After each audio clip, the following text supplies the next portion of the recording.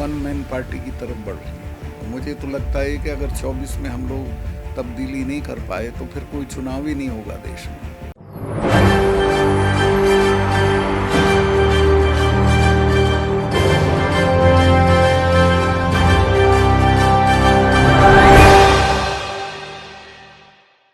नमस्कार, मैं नाज़मीन खान और आप देख रहे हैं SPN 9 न्यूज़। पूर्व जम्मू कश्मीर के राज्यपाल सत्यपाल मलिक वैसे तो राजनीति से दूर हैं, लेकिन राजनीति से जुड़े दिग्गज चेहरों की सच्चाइयों को बताते हुए नजर आते हैं। सत्यपाल मलिक का जिक्र किया जाए तो पुलवामा हमले में भारतीय जनता पार्टी की सच्चाई को बताते हैं, नरेंद्र मोदी के चेहरे को उजागर करते हैं, रक्षा मंत्री राजनाथ सिंह जिस ईमानदारी के रास्ते पर चलते हैं उनकी ईमानदारी की सच्चाइयों को बताते हैं। ऐसे में भारतीय जनता पार्टी आम आदमी पार्टी पर क्यों शिकंजा कस रही है उसकी सच्चाई बताते हैं और ये कहते हुए नजर आते हैं कि जल्द अरविंद केजरीवाल की गिरफ्तारी होती हुई नजर आएगी और ये गिरफ्तारी कोई और नहीं बल्कि नरेंद्र मोदी करवाएंगे। ये सत्यपाल मलिक के शब्द होते हैं। इसके बाद राजस्थान में जाते हैं। वसुंधरा राजे और अशोक गहलोत और सचिन पायलट के मुद्दों पर अपनी बातें रखते हुए नजर आते हैं। राजनीति से दूर है, लेकिन राजनीति से जुड़े हुए चेहरों को लोग लेकर यहाँ पर सच्चाई बताते हैं और कहीं ना कहीं भविष्यवाणी करते हुए नजर आते हैं। अरविंद केजरीवाल पर भविष्यवाणी की, राहुल गांधी पर भविष्यवाणी की और ऐसे में राजस्थान में विधानसभा चुनाव से पहले भविष्यवाणी करते हुए नजर आ रहे हैं कि अगर कांग्रेस ने अशोक गहलोत और सचिन पायलट की ये जो टकराव वाली स्थिति चल रही है इसको ठीक नहीं किया, इसको नहीं सुलझाया तो कांग्रेस राजस्थान में कहीं ना कहीं मुश्किलों में घिरती हुई नजर आएगी। वसुंधरा राजे को लेकर ये कहा जाता है कि भारतीय जनता पार्टी उनका इस्तेमाल कर रही है। वसुंधरा राजे को अभी तक कोई पद नहीं दिया जा रहा है, ना ही वसुंधरा राजे को सीएम फेस के रूप में उतारा जा रहा है। ऐसे में देखा जाए तो राजस्थान में कई खुलासे सत्यपाल मलिक ने किए। यहाँ पर पुलवामा हमले को लेकर भी रक्षा मंत्री, यहाँ पर सुरक्षा सहकार अजीत डोभाल और प्रधानमंत्री नरेंद्र मोदी की भी सच्चाई बताई, किस तरीके से हमारे 40 जवान शहीद हो जाते हैं और उनकी शहादत पर राजनीति कोई और नहीं बल्कि हमारे देश के प्रधानमंत्री करते हुए नजर आते हैं। ऐसे में पाकिस्तान का तो बखूबी हाथ था, लेकिन पाकिस्तान से पहले हमारे देश के प्रधानमंत्री ने हमारे जवानों को सुविधा नहीं दी, जिसके तहत यहाँ पर उनकी जान चली जाती है और जो सीमा पर हमारी सुरक्षा के लिए जुटे हुए हैं उनकी सुरक्षा यहाँ पर एक तरीके से खतरे में आ जाती है। जिसके बाद आप देखेंगे कि कई राज्यों के राज्यपाल रह चुके हैं सत्यपाल मलिक, यहाँ पर जम्मू कश्मीर के राज्यपाल भी रह चुके हैं। उसके बाद जब राज्यपाल के पद पर थे तब खुलासा नहीं किया गया, लेकिन जब राज्यपाल के पद से हट गए तो सत्यपाल मलिक कई खुलासे करते हुए नजर आ रहे थे। अब ऐसे में सत्यपाल मलिक से जब इंटरव्यू लिया जाता है तो वो कई और खुलासे करते हुए भी दिखाई देते हैं।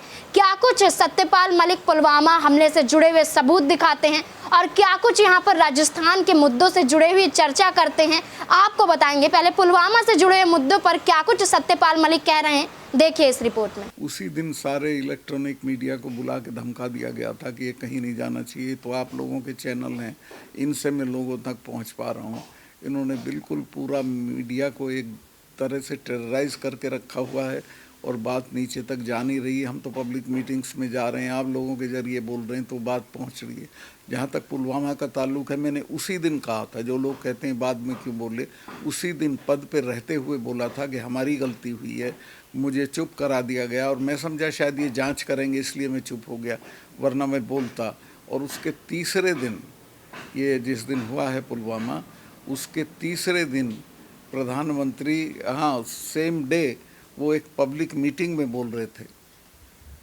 सर, आपको लगता नहीं है लगभग 4.5 दशक आप सत्ता में रहे, एक इतना लंबा सियासी सफ़र और हासिल ये कि एक समाज कारण के मुद्दों को उठाने वाले नेता को यूं हाशिए पर धकेल देना, हमने नेहरू का भी दौर देखा, वाजपेयी साहब का भी दौर देखा। नेहरू जी ने भी अपने से कमतर लोगों को, जो पार्टी और नंबर्स में कम थे, उनको आगे रखा। वाजपेयी साहब ने भी बड़ा दिल दिखा के सबको सुना, सबको कहा। राजनीतिक पार्टियां जो लोकतंत्र का एक अहम हिस्सा है, किस ओर बढ़ रही हैं सर? अब ये डिक्टेटरशिप की ओर बढ़ रही हैं, वन मैन पार्टी की तरफ बढ़ रही है। और मुझे तो लगता है कि अगर 24 में हम लोग तब्दीली नहीं कर पाए तो फिर कोई चुनाव ही नहीं होगा देश में। लेकिन मोदी जी कहते हैं कि अगर मैं नहीं तो विकल्प कौन?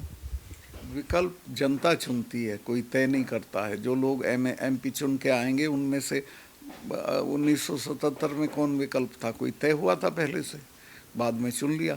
जैसे कि आपने सत्यपाल मलिक को सुना पुलवामा हमले की कैसे सच्चाई बताई कि मुझे जानबूझकर चुप कराया गया था, मुझे पैसे देने की कोशिश की गई थी और यहाँ पर राजनीति की गई थी और अपने आप को यहाँ पर अच्छा दिखाने के लिए प्रधानमंत्री ने पाकिस्तान का नाम लेकर ये कहा कि हमने यहाँ पर पाकिस्तान को हरा दिया। उसके बाद पाकिस्तान के बाद सिर्फ अपने देश की बात की जाए तो देश में राज्यों की बात की जाए तो चुनावी माहौल देखा जा रहा है। तो ऐसे में सत्यपाल मलिक उस चुनावी माहौल को देखते हुए राजस्थान पहुंचते हैं और राजस्थान में कई मुद्दों को लेकर काफी कुछ बोलते हुए नजर आते हैं। क्या कुछ कह रहे हैं देखिए इस रिपोर्ट में। आपकी स्ट्रेटेजी रहेगी चुनावों के दौरान? मैं कोई चुनाव नहीं लड़ूंगा, मैं किसी पार्टी में नहीं जाऊंगा, लेकिन मैं जो अच्छे लोग होंगे उनके लिए कैंपेन करूंगा। राजस्थान की राजनीति को लेकर के आप क्या देखते हैं? सचिन पायलट, अशोक गहलोत और जो जैसे वसुंधरा राजे और उनका भी चल रहा है मामला। देखो, वसुंधरा जी को तो ये लाएंगे नहीं आगे और उसके बिना इनका कोई काम नहीं बनेगा। राजेश पायलट और गहलोत के झगड़े पे मैं नहीं बोलना चाहता क्योंकि पर्सनल है उनका, लेकिन उनको इसको निपटा लेना चाहिए। सर एक महत्वपूर्ण सवाल है। हनुमान बेनीवाल जी तीसरा मोर्चा। हनुमान बेनीवाल जी का तो बहुत पहले से है तीसरा मोर्चा जी। सर बड़ा महत्वपूर्ण सवाल है। सर राजस्थान में 38 विधायक रहते हैं जाटों के, मुख्यमंत्री नहीं बन पा रहा। पिछली बार रामनारायण टूडू जी को बिल्कुल सपोर्ट नहीं किया, क्या कहना चाहेंगे इस बारे में? देखिए, इसके लिए जाट लीडरशिप खुद जिम्मेवार है। आपको याद होगा जब रामनिवास मिर्धा जी चुनाव लड़े तो सिर्फ 2 वोट से हारे थे और 4 जाटों ने क्रॉस किया था वोट। तो ये खुद ही गड़बड़ करते हैं। सर अभी इस बार हम कोशिश करेंगे कि आपका आदमी बन जाए। सर किसान भी सर लगातार हरियाणा, पंजाब और इधर लगातार आंदोलन कर रहे हैं जी। उनका सर अभी तक MSP वाला क्लियर नहीं हुआ है। MSP का इनकी नियत नहीं है क्लियर करने की, चूंकि MSP क्लियर करने से उसको क्या नाम है इनका जो पूंजीपति दोस्त है अडानी को नुकसान है। उसने बड़े बड़े गोदाम बना दिए हरियाणा में, वो इसलिए कि जिस तरीके से सत्यपाल मलिक एक एक करके खुलासा कर रहे हैं उससे कहीं ना कहीं ये नजर आ रहा है कि सत्यपाल मलिक क्या फिर से राजनीति में आना चाहते हैं, कि सत्यपाल मलिक किसी पार्टी को शामिल करना चाहते हैं।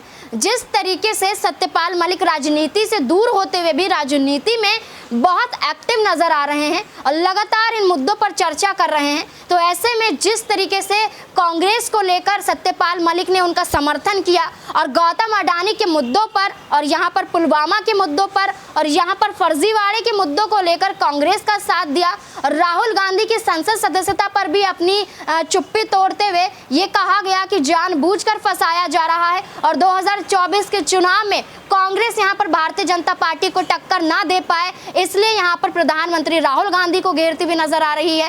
तो ऐसे में जिस तरीके से कांग्रेस की तरफ नरमी दिखाते हुए नजर आ रहे हैं, राजस्थान में नरमी दिखा रहे हैं, दिल्ली में दिखा रहे हैं या और अन्य मुद्दों को लेकर दिखा रहे हैं, गौतम अडानी के मुद्दों से जुड़े हुए बातों को करते हुए नजर आ रहे हैं, तो ऐसे में क्या यहाँ पर सत्यपाल मलिक कांग्रेस का हाथ थामते हुए नजर आएंगे? ऐसा उन्होंने सीधे शब्दों में तो नहीं कहा है, लेकिन उनके अनुमान के अनुसार ये कहा जा रहा है कि जिस तरीके से राजनीति में पार्टी का साथ देते हुए नजर आ रहे हैं, तो आने वाले वक्त में सत्यपाल मलिक कहीं ना कहीं कांग्रेस पार्टी को ज्वाइन कर सकते हैं। अब इस मुद्दे को लेकर आपकी क्या राय कि क्या वाकई यहाँ पर सत्यपाल मलिक राजनीति में फिर से कदम रख सकते हैं और अपने आप को आजमा सकते हैं और आजमाने की कवायद यहाँ पर वो कांग्रेस की तरफ से करेंगे? क्या लगता है आपको? कमेंट बॉक्स में जरूर बताएं। धन्यवाद।